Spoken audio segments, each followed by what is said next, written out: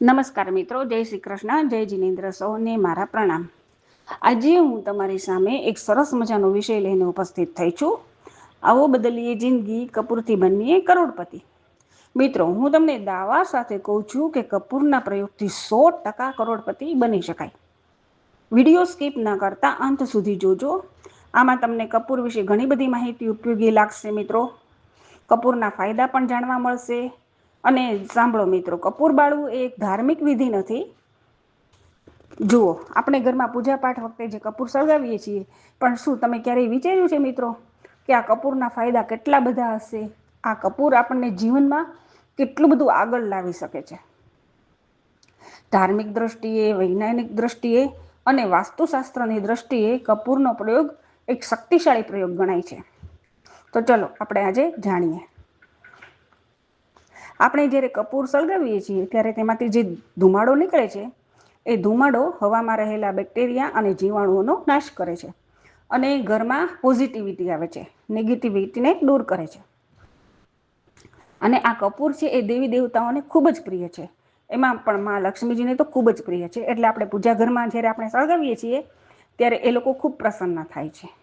અને આ કપૂરની સુગંધથી આખું વાતાવરણ મહેકી ઉઠે છે, આપણું મગજ શાંત થાય છે, માનસિક તણાવ ઓછો રહે છે, મનની એકાગ્રતા વધે છે અને સાથે સાથે આ કપૂરથી આપણે નજરદોષથી પણ બચી શકીએ છીએ।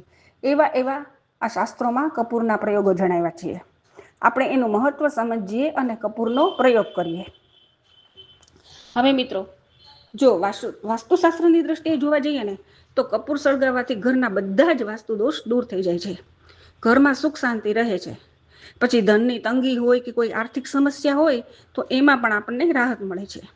પછી પરિવારમાં અણબનાવ રહેતા હોય તો એમાં પણ શાંતિ મળે છે આપણને, એટલે એ બધી સમસ્યાથી પણ રાહત મળે છે।